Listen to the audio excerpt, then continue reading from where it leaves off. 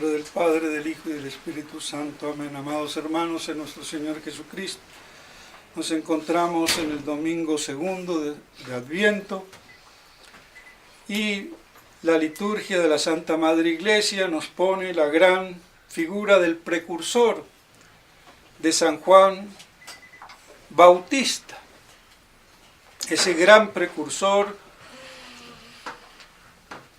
que nuestro mismo Señor Jesucristo nos lo pinta como más que un profeta y como como ángel que venía para prepararle, allanarle el camino.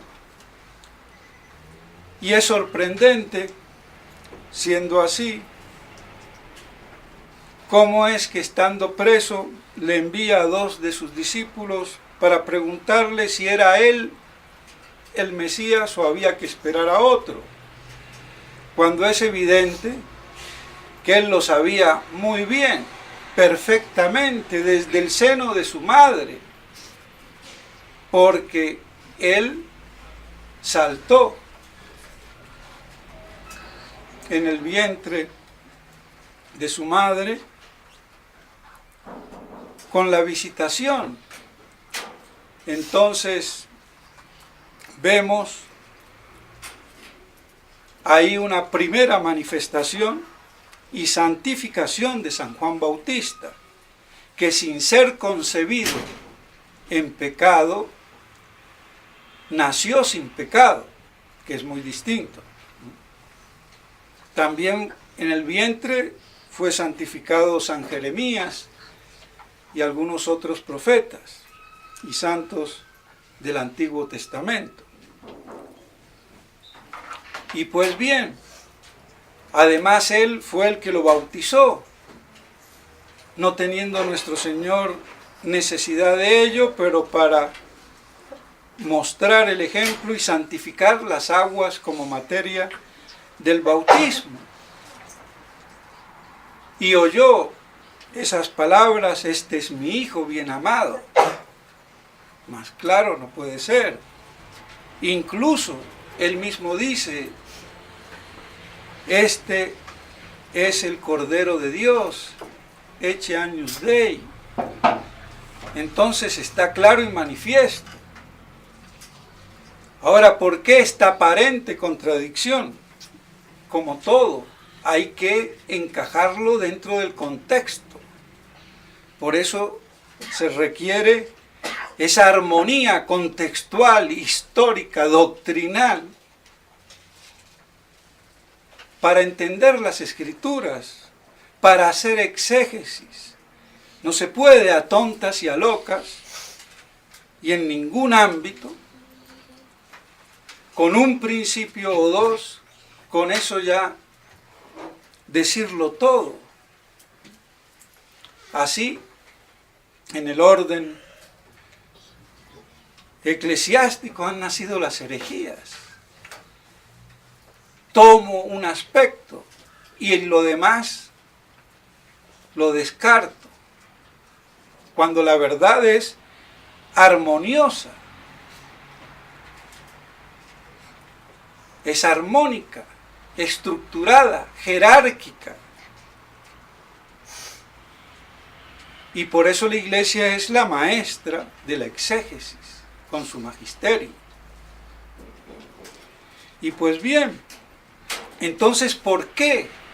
Si él lo sabía perfectamente, manda a sus discípulos. Él ya estaba preso, sabía que le quedaba poco tiempo. Tiene los discípulos. Con toda humildad, vayan, pregunten. Como decir, por ustedes mismos, constátenlo, verifíquenlo, compruébenlo. Y de paso, síganlo, porque a mí poco me queda. No lo dice, pero está en esa actitud de San Juan. Entonces conduce a sus discípulos a través de esa pregunta. ¿Y qué dice nuestro Señor? Id y decid lo que Has visto, los cojos andan, los muertos resucitan, son evangelizados los pobres. Todas esas cosas que el pueblo de Israel esperaba del Mesías. Esa era la imagen gloriosa del Mesías, que haría todos esos prodigios, milagros, en beneficio de los más humildes, de los más necesitados. Esa era la imagen misericordiosa y bondadosa del Mesías. Así que cuando se dice que en el Antiguo Testamento era un Dios terrorífico, eso son mentiras judaicas estúpidas de católicos exégetas que miran judaicamente el Antiguo Testamento. Eso es un análisis de óptica judaica.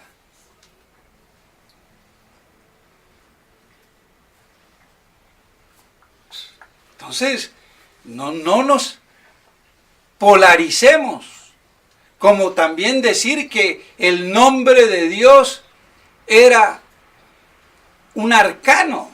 Eso es gnóstico. Los salmos, ¿qué hacen? Alabad, y alabad ¿a quién? A Dios. Entonces no pueden pronunciar el nombre de Dios. Claro que lo podían pronunciar para alabarlo. Entonces es una óptica judaica y es exégesis común en la iglesia, por los hombres de iglesia desubicaditos. En esta y cuantas cosas. ¿Qué vamos a hacer? Entonces, así, nuestro Señor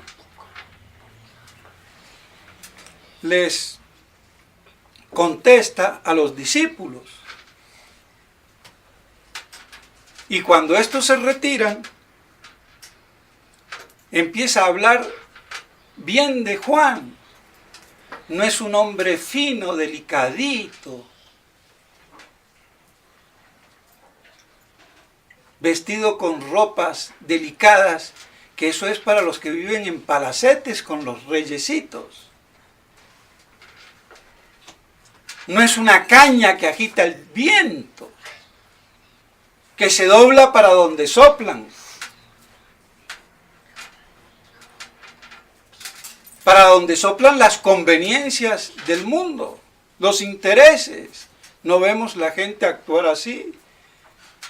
A los grandes de este mundo se doblan como la caña para donde más tira el viento que les conviene. No lo vemos a Alejandrito Ordóñez, pobrecito, y va a recibir palo tras palo. Por idiota, por bruto.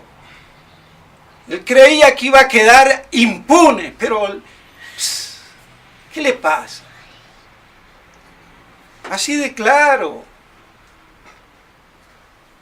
Y lo digo con dolor, porque era uno de los pivotes. Fue hasta seminarista. Y véanlo. A gobernar para procurar el bien común. Cuando habla de bien común, y él lo conoce muy bien.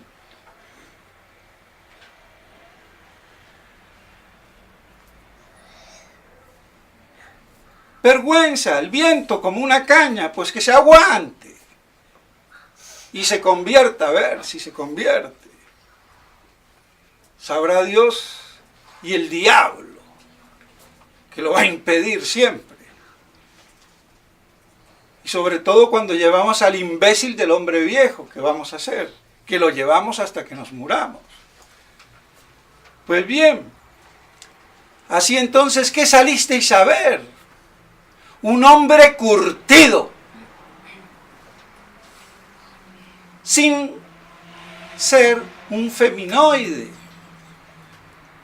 Que eso es producto de la degeneración de una sociedad y castigo de los pueblos. Lo dicen las Sagradas Escrituras.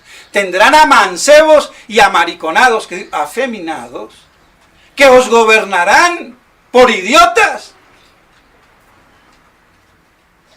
Así que no nos extrañemos cuando tengamos presidentes, alcaldes, reyes, lo que sea, medio mojigatos o mojigatitas o medio gatitas, como sea, no sé. Es así. Y la homosexualidad es un castigo divino. Está en las epístolas de San Pablo a los romanos. Por conculcar en la idolatría la naturaleza divina de Dios. Entonces así, a ver si se dan cuenta, desnaturalizándose, conculcando la propia naturaleza humana, los hombres se aparearán con hombres y las hembras con hembras. Y Santo Tomás lo dice, es que no lo digo yo, lo dice Santo Tomás, el ángel de las escuelas católicas y por encima de todo otro maestro en la iglesia, como teólogo y luz de la iglesia. Por eso la apoteosis hoy de esa inversión que la quieren hacer pasar como natural, pero son imbéciles. Así que las aberraciones son naturales, son antinaturales.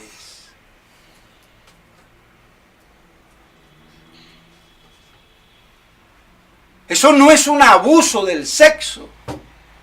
Abuso del sexo es la fornicación natural. La homosexualidad es una aberración antinatural. Pero el judaísmo internacional tiene que hacer prevalecer esa idea para homosexualizar a todo el mundo, como dice, no sé, allá en Córdoba, parece ser España, no el tontito de Córdoba de aquí, amiguito de Ordóñez, que dice esa tendencia natural. Yo no sé si los apóstoles fueron o no gay, tu abuela. Y no sé si María Magdalena, aunque muchos hombres pasaron por sus piernas, así dice el desgraciado. Entonces yo digo, y tú Córdoba, yo no sé si tú eres gay, pedazo de maricón, perdónenme. ¿Cómo va a hablar así en público en la Universidad de los Andes? Y el obispo de Barranquilla parece ser que le medio retrucó. Otro liberalote, pero no tan idiotote. Y ese es el amiguito de Ordóñez. Con razón él dice al otro que hace exploraciones gay, no es porque le gustan las mujeres, pero también explora, se deja explorar. Ah, sí, le miden el aceite, qué bien, qué bárbaro, che. Por eso dice, yo tengo amigos gay, en la procuraduría también metí, ¿y por qué no metes a las prostis también, que ellas también te pueden ayudar a brindarte un buen tinto, un buen té, y te recrean la vista de pronto, pedazo de tonto? Ay, no, porque le sale la mujer encima. Pero es que somos todos idiotas. Y ese es el que va a gobernar. Nadie puede gobernar en ningún país del mundo en contra de los parámetros del judaísmo internacional. Eso está claro. Y el que no lo tenga claro es un idiota o uno del gremio. Vendido. Bueno, las cosas como son. Ni en la iglesia se gobierna. Porque esto es un desmadre a nivel social, político y eclesiástico. Y la autoridad es pura pantomima, pura espantapájaro, para en nombre de la autoridad, de la jerarquía y de la obediencia, toda esta putrefacción hecha dogma. imbécil el número, infinito el número de los imbéciles. Está claro, lo dicen las Escrituras. Y por cierto, sacado del texto, porque Pablo VI lo sacó de la Vulgata latina que reeditó. Ellos saben bien por dónde van. Saben bien lo que hacen.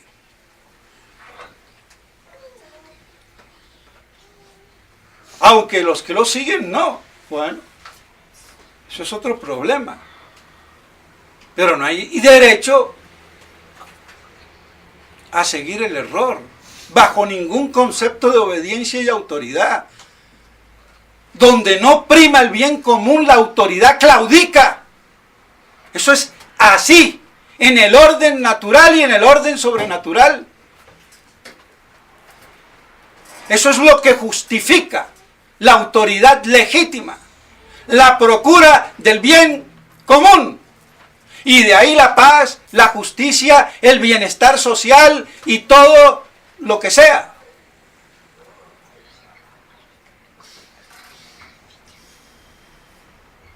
Y a ver quién lo dice hoy.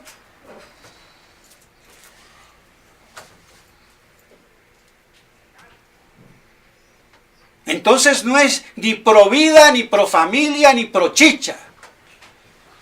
Es el bien común.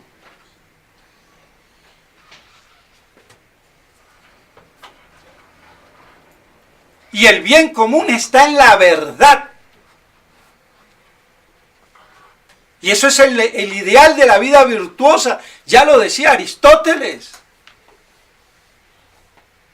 que era un pagano. Y vean, así que nosotros peor que los paganos, animalizados, judaizados. ¿Qué vamos a hacer? Y guay del que se ponga en contra. Bueno, ¿qué vamos a hacer? Nada más que avisen.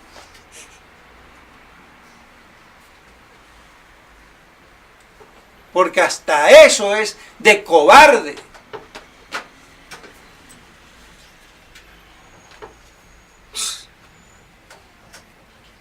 Entonces, mis estimados hermanos, vemos esa apoteósica figura de San Juan, evangelista.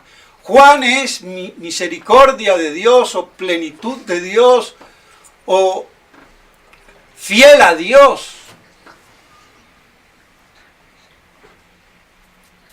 Como más le guste, unos dicen que misericordia, que plenitud, que fiel. Bueno, ya vemos que relacionado con la fidelidad, la misericordia y la plenitud de Dios. Y este Juan, comparado a un ángel, porque los ángeles tienen la misión de ser mensajeros de Dios. Y por eso este es más que un profeta, porque un profeta también da mensajes de parte de Dios, pero no como un ángel que ve a Dios. Los profetas veían a lo lejos, a distancia, pregonaban o predecían hacia un futuro desconocido.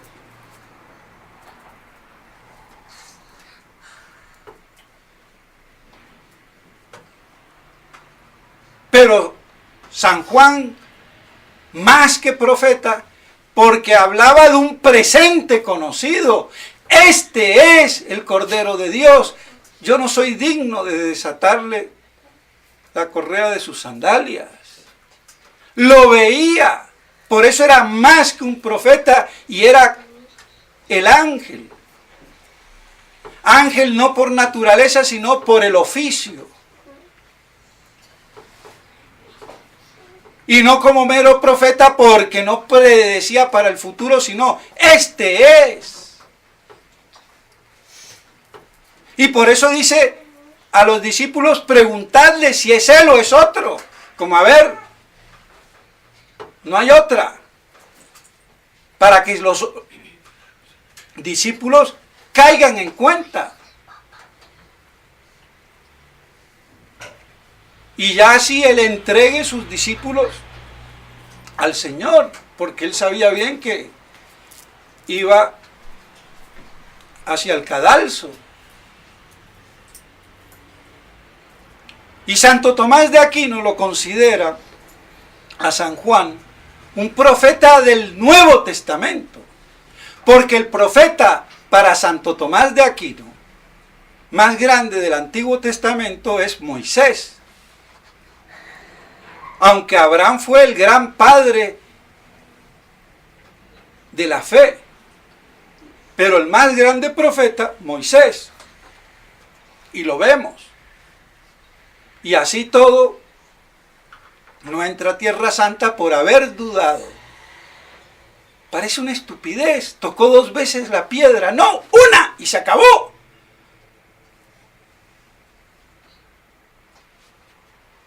Y eso le valió no entrar a la tierra prometida. Guay. Con las cosas de Dios. ¿Cómo le va a ir a todos aquellos? Y a mí también, bueno, trato yo de hacer lo que puedo. Pero vean, las cosas no van a medias. Así que todos estos tontunos que no saben en qué siglo viven, si es apocalíptico, si la nueva misa, si el Papa o la chicha y la... A ver qué les va a pasar. Y a ver con qué excusa estúpida. Porque hay que estar es por la verdad. No por otra cosa.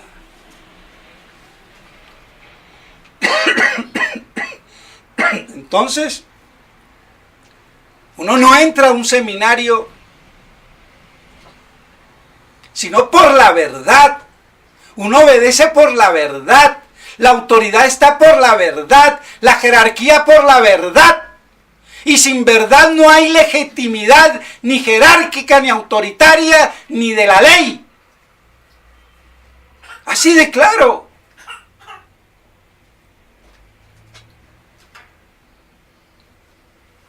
Porque Dios es la verdad. Cristo es la verdad encarnada.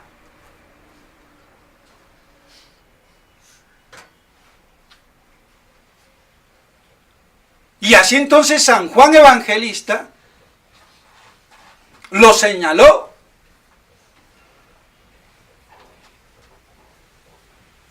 Y entonces por eso el gran profeta del Nuevo Testamento con respecto a la primera venida de nuestro Señor, y otro Juan, San Juan Evangelista, el otro gran profeta del Nuevo Testamento, pero de la segunda venida, con su Apocalipsis, más claro, agua.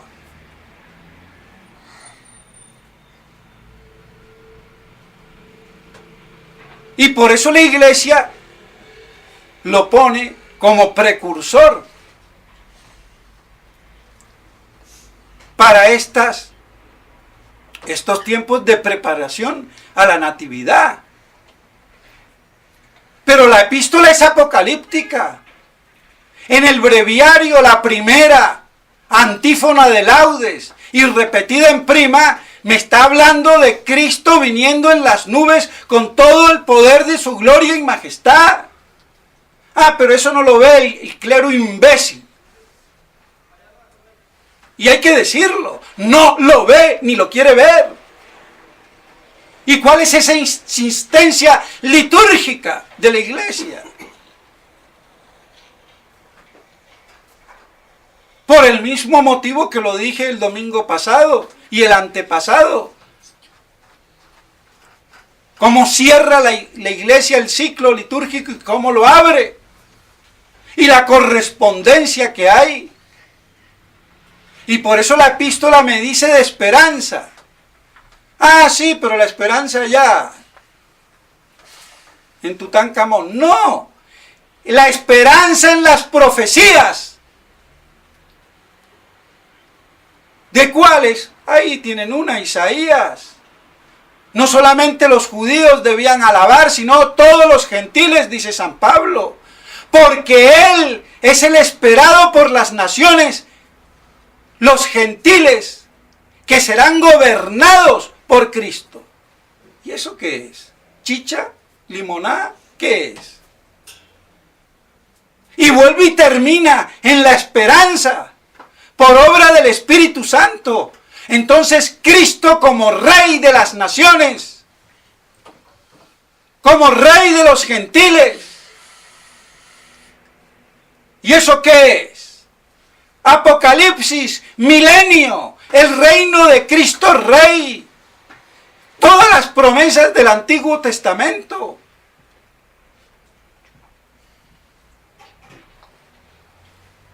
Así de claro y de sencillo y de fácil. Pero si yo no tengo esa óptica apocalíptica, milenarista, que la iglesia me lo da a cada paso, y ya lo vemos, porque yo no me estoy inventando nada, entonces, ¿qué? Lo que ha habido es un complot miserable, demoníaco. No es la ignorancia supina, sino es la ignorancia que impugna la verdad. Pecado contra el Espíritu Santo. Y eso se pagará y se está pagando caro.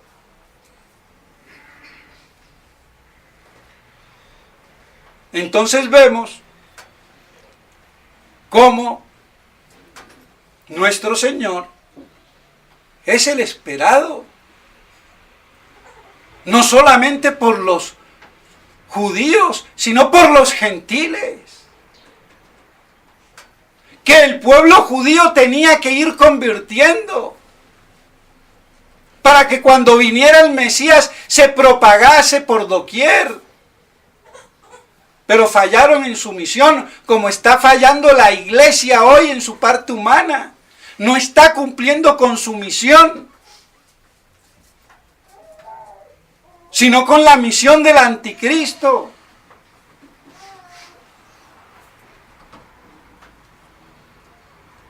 Entonces, Isaías es muy claro. Gobernará. ¿Y gobernar de qué? ¿De quién es atributo? Del rey. ¿Y quién es el rey? El Mesías.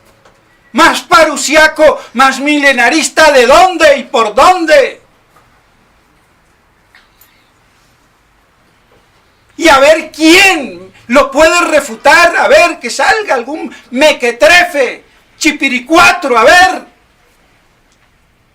Y que dé la cara. Es que produce indignación de toda esta perversión exegético, dogmático, teológica.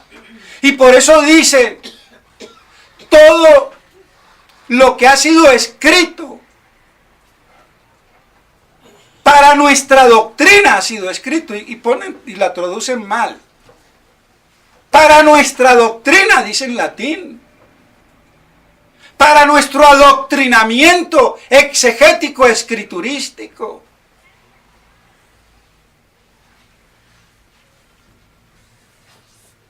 Y así vemos cuál es la esperanza.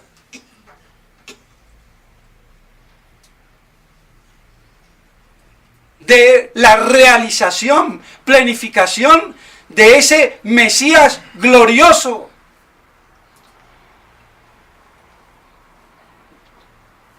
Y eso lo tenemos bien trabucado, alambicado. Y ahí caen los mejores exégetas. ¿Qué vamos a hacer? Pero gracias a Dios que existió un Castellani, un Alcañiz, un Rovira, un Eusebio de Pesquera, un Benjamín Benítez, un Monrondo, y cuántos más que me olvido. Pero son pocos. un lacunza. Y lo nombro a lacunza porque le hiere a todos estos mequetrefes. ¿Qué vamos a hacer? Pero así es. Aunque todos hay que irlos también integrando, puliendo y quitando a veces algunas aristas que como escoria, que no son oro puro, pues hay que acrisolar y en el fuego ir separando. Pero el bagaje, y pues bien, entonces mis estimados hermanos, vemos otra vez más con la figura de este San Juan Evangelista, San Juan Bautista, cómo nos propone la Iglesia de ejemplo,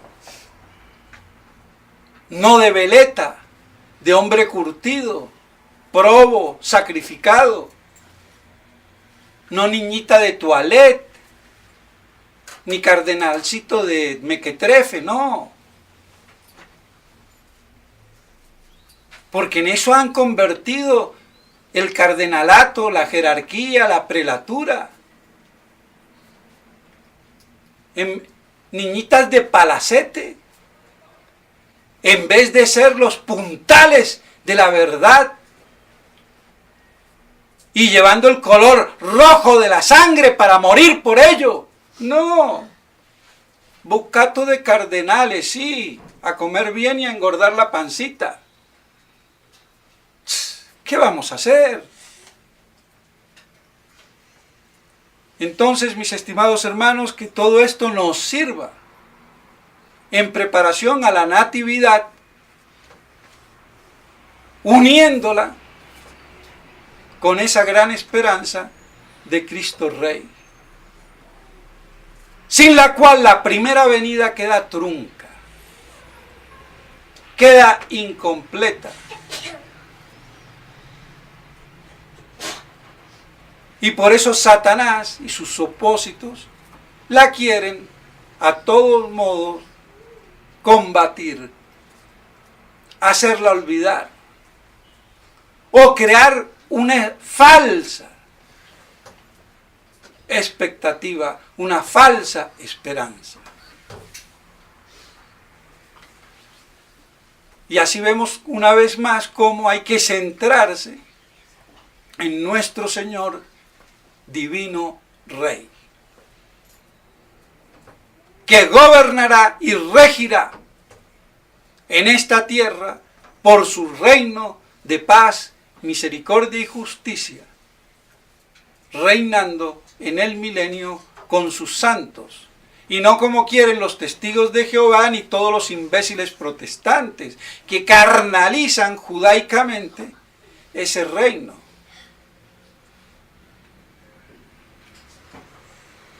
Pues bien, que todo esto nos ayude a bien prepararnos a la natividad de nuestro Señor, que nace de las entrañas purísimas de la Inmaculada Santísima Virgen María. En nombre del Padre, del Hijo y del Espíritu Santo. Amén.